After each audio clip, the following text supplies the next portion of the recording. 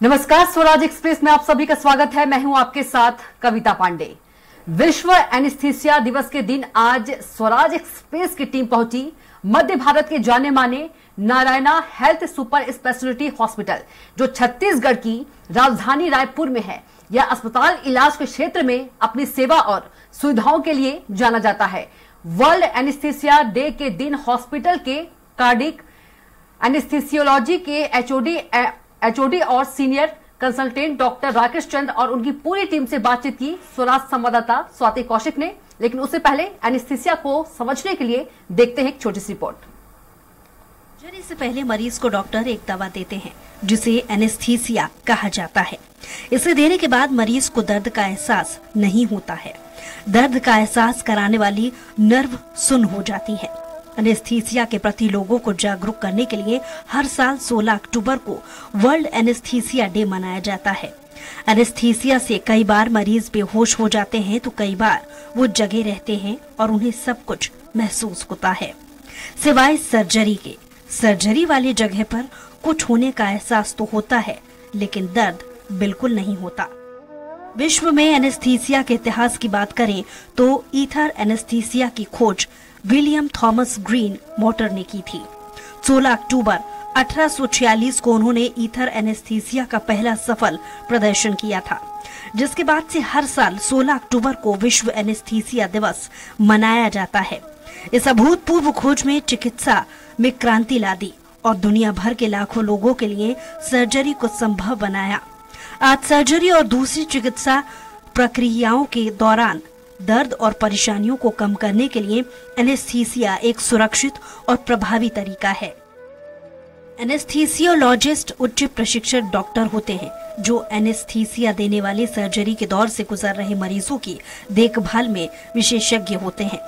विश्व एनेस्थीसिया दिवस एनेस्थीसिया के महत्व के बारे में जागरूकता बढ़ाने और रोगी देखभाल में एनेस्थीसियोलॉजिस्ट के योगदान का जश्न मनाने का एक अवसर है। इस बार विश्व एनेस्थीसिया दिवस का थीम है एनेस्थीसिया और कैंसर देखभाल। इस साल एक्सपर्ट कैंसर के मैनेजमेंट में एनेस्थीसिया की महत्वपूर्ण भूमिका पर नजर डाल रहे हैं और कैंसर रोगियों के परिणामों में सुधार के लिए बेहतर एनेस्थीसिया सेवाओं की वकालत कर रहे हैं। World federation of societies of anaesthesiologist जागरूकता और ज्ञान फैलाने के लिए वेबिनार, फैक्ट शीट और रिसोर्स पेज समेत अलग अलग कैंसर देखभाल पहल का आयोजन कर रहा है। विश्व एनेस्थीसिया दिवस इस बात की याद दिलाता है कि हमने मेडिकल में कितना सुधार किया है, खासकर इलाज के दौरान रोगियों की परेशानी कम करने के एनेस्थीसिया के इस्तेमाल में। यह दिन लोगों को एनेस्थीसिया और उसकी अहमियत के बारे में सीखने में मदद करता है। हम इस दिन एनेस्थीसियोलॉजिस्ट, एनेस्थेटिक नर्सों और स्वास्थ्य कर्मियों को मरीजों को सुरक्षित और प्रभावी एनेस्थीसिया देने, सर्जरी और बेहतर इलाज में उनकी कड़ी मेहनत के लिए धन्यवाद और सम्मान देने के लिए भी मनाते हैं। तो आज जब पूरी दुनिया जो है वो वर्ल्ड एनेस्थीसिया डे मना रही है, तो एक्चुअली में एनेस्थीसिया क्या है उसको जानने और पूरी तरीके से समझने हम भी निकल पड़े हैं।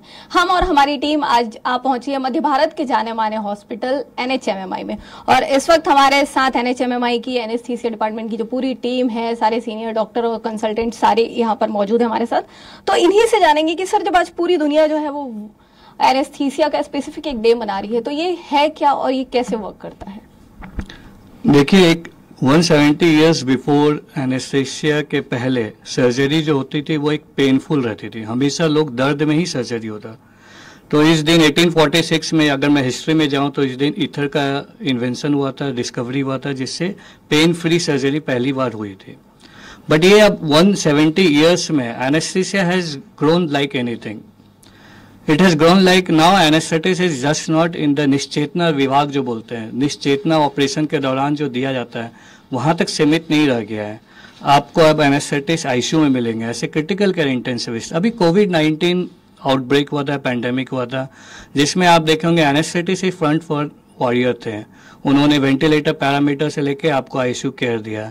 अभी एनेस्थेटिक्स आपको ऐसे कार्डिक आईसीयू में मिलेंगे। अभी एनेस्थेटिक्स जैसे कोविड-19 में इक्मो सर्विस में इक्मो कंसल्टेंट बन गए। इक्मो कंसल्टेंट के रूप में पेशेंट की जान बचाया जा रहा है। तो कहने का ये मतलब है कि निश्चेतना से आगे हट के, एनेस्थीसिया से आगे होके आपके जनरल फिजिशियन ओटी के, आपके कार्डियोलॉजिस्ट ऑपरेशन थिएटर के, आपके इंटेंसिविस्ट सीआईसीयू के या कोरोनरी आईसीयू के, या आपके एनेस्थेटिस्ट ऐसे इमरजेंसी डॉक्टर, आपके कैथ लैब के, हर जगह आप एनेस्थेटिस्ट मिलते हैं। तो बिल्कुल हर जगह एनेस्थेटिस्ट जो हैं वो मिलते हैं। तो यहीं पर हमारा अगला सवाल डॉक्टर साहब आपसे, ये वर्क कैसे करता है, क्या इसका प्रोसीजर है? एनेस्थीसिया 2-3 प्रकार से दिया जाता है। एक है कि मतलब हम पूरा बेहोशी करते हैं, या दूसरा है कि क्षेत्र एनेस्थीसिया देते हैं। जैसे रीढ़ की हड्डी में इंजेक्शन जो दिया जाता है वो जैसे दवाई देने के पश्चात पैर या हाथ उसमें सुन्न हो जाता है, तो उसको क्षेत्र एनेस्थीसिया बोलते हैं। दूसरा जो नस के द्वारा हम दवाई देते हैं वो आदमी को बेहोश कर देता है और उनको बिना दर्द ऑपरेशन किया जा सकता है उसमें। तो ऐसे ब्रॉडली 2 है इसमें। और दूसरा हम काली नस के थ्रू हम रख के भी कर सकते हैं, उसको टीवा प्रोसीजर बोला जाता है। तो बिल्कुल ये प्रोसीजर्स की बात हो गई। तो यहाँ पर हमारे साथ और भी टीम के मेंबर्स हैं। क्या मेजर सावधानियां होनी चाहिए जब एनेस्थीसिया देते हैं? तो पेशेंट की कंडीशन और सावधानियों के बारे में कुछ जानना चाहेंगे। देखिए, जैसे कि बताया कि एनेस्थीसिया शुरू होता है ऑपरेशन से पहले। पेशेंट को हम लोग पहले बुलाते हैं, उनका हम जनरल कंडीशन देखते हैं, उनके वज़न लिया जाता है, उनके जो कोमॉर्बिडिटीज़ हैं, जैसे किसी पेशेंट को ब्लड प्रेशर है, दिल की बीमारी है, किडनी की कुछ तकलीफ है, हम वो पहले से एसेस करते हैं और उस हिसाब से पेशेंट को समझाया जाता है कि इस ऑपरेशन या एनेस्थीसिया का क्या रिस्क रहेगा, कितना रिस्क रहेगा, और उस हिसाब से हम लोग फिजिशियन के साथ भी हम लोग टाई अप करते हैं, उनके साथ भी बातचीत होती है। फिर एक पेशेंट को पूरा अच्छे से प्लान आउट करके फिर हम लोग ओटी में लेते हैं और अकॉर्डिंगली जैसा सावधानी बरतने के हिसाब से हम लोग उनको ओटी में लेते हैं, ये ध्यान में रखते हुए कि ये पेशेंट को दिल की तकलीफ है तो स्पेशली उस चीज़ को दिमाग में रखते हुए उनको ओटी में लिया जाता है और पूरा प्लान किया जाता है ताकि सेफली पेशेंट को एनेस्थीसिया से ऑपरेशन भी हो जाए और एनेस्थीसिया से बाहर भी निकल सके। तो बिल्कुल सावधानियों की बातें हो गई हैं, तो यहीं पर ये भी जानना जरूरी हो जाता है डॉक्टर साहब कि कौन से ऐसे लक्षण होते हैं जब एनेस्थीसिया की जरूरत पड़ती है, एक चीज, और दूसरी चीज पेशेंट टू पेशेंट ये चीज वेरी करती है। तो क्या इसमें कोई डेंजरस साइड भी हो सकता है किसी तरीके का? देखिए, ये जो आप प्रश्न है कि कौन से इंडिकेशंस होते हैं, देखिए एनेस्थीसिया दिया जाता है जब किसी प्रकार का हमें सर्जरी करना हो। सर्जरी का अर्थ होता है किसी भी प्रकार का ऑपरेशन करना हो, उसके लिए बेहोश करना पड़ेगा। तो जैसे कि सर ने बताया कि या तो आप पूर्ण रूप से बेहोश कर सकते हैं मरीज को, या फिर एक पर्टिकुलर अंग को आपको सुन करके उसमें करना है, उसमें सर्जरी कर सकते हैं। दूसरा, एनेस्थीसिया की जरूरत पड़ती है जब कोई प्रोसीजर को आप उसी क्षेत्र को सर्जन द्वारा एनेस्थेटाइज करके आगे हम सर्जरी करते हैं, तो उसमें मॉनिटरिंग के लिए एनेस्थेटिस्ट की जरूरत पड़ती है। दोनों ही चीज़ों के अंदर खतरों को अवॉइड करने के लिए सबसे अच्छी जो बात होती है वो होती है उपयुक्त समय पे सर्जरी किया जाए, बेहतर एनेस्थीसिया दिया जाए, सही एनेस्थीसिया दिया जाए। जैसे कि सर ने अभी आपसे डिस्कस किया कि जिस प्रकार की बीमारी होती है उस प्रकार से दवाइयों को एडजस्ट करके एनेस्थीसिया दिया जाए और लगातार मॉनिटरिंग में रहे पेशेंट पहले और ऑपरेशन के बाद भी। इससे खतरे की रिस्क काफ़ी कम हो जाती है। तो बिल्कुल खतरे की रिस्क जो है वो बिल्कुल कम हो जाती है। लेकिन इस वक्त हम हैं NHMMI में, जो अपने बेहतर काम के लिए जाना जाता है। तो जब एनेस्थीसिया डिपार्टमेंट में है तो यहाँ पर मिलने वाली सुविधाओं के बारे में भी चर्चा कर लेते हैं कि किस तरीके की इक्विपमेंट और सारी चीजें यहाँ पर अवेलेबल हैं। तो डॉक्टर साहिबा इस वक्त हमारे साथ है, तो कैसी क्या सुविधाएं जो है वो इस दौरान आप लोग मरीजों को देते हैं और कितनी क्या इम्पोर्टेंस इन चीजों की है? एक्चुअली हमारे पास पूरी वेल इक्विप्ड टीम है, प्लस स्पेशलिटीज़ हैं। जैसे हमारे पास लोग हैं जो कार्डियक में स्पेशलाइज्ड है, ऑन्को में स्पेशलाइज्ड है, देन ऑब्स में, यूरो में स्पेशलाइज्ड है, पेन मैनेजमेंट है, आईसीयू केयर के लिए स्पेशलाइज्ड है। तो हमारे पास ऐसे पूरी टीम अवेलेबल है जो वेरियस चीज़ों में स्पेशलाइज्ड है। तो जब भी हमारे पास कोई पेशेंट आता है तो उनका मल्टीडिसिप्लिनरी अप्रोच से हम आगे बढ़ते हैं कि जिसको जिस वक्त जब चाहे जो अवेलेबल है वो मिल सके। तो बिल्कुल आज के दिन विशेष में डॉक्टर से एक लोगों के लिए सावधानी और तमाम चीज़ों पे एक ओवरऑल व्यू, आज के दिन अगर किसी को भी एनेस्थीसिया लेना है या कोई ऐसी ज़रूरत पड़ रही है तो सामान्य व्यक्ति सामान्य भाषा में इसको कैसे समझे? मैं आप सबको ये बताना चाहूँगा, अगर आपको किसी ने, ये मिथ है, ये एक जागरूकता बढ़ाना चाहता हूँ, अगर आपको किसी ने किसी भी जगह बोला कि पेशेंट बेहोशी से बाहर नहीं आया है, उसके कारण पेशेंट की जान गई है, ये सरासर गलत है।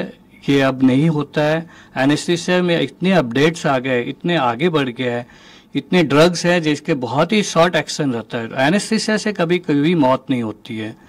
तो आप लोग समझिए, जानकारी करिए, कभी भी सर्जरी करते हैं एक अच्छे इक्विप्ड सेंटर में कराइए, अपने एनेस्थेटिस्ट से मिले। ये आपके एनेस्थेटिस्ट आपका ख्याल आपको ऑपरेशन के पहले, ऑपरेशन के दौरान और ऑपरेशन के बाद। एनेस्थीसिया से मौत नहीं होती है। अपने एनेस्थेटिस्ट से जरूर मिले कोई भी ऑपरेशन के पहले। तो वर्ल्ड एनेस्थीसिया डे पे ये है NHMMI की टीम जो पूरे समय इस चीज का ध्यान रखती है कि उनके पेशेंट स्वस्थ रहे और मस्त रहे।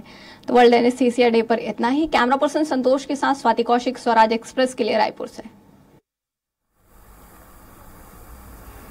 रुकेंगे एक छोटे से ब्रेक ले, जल्द लौटेंगे।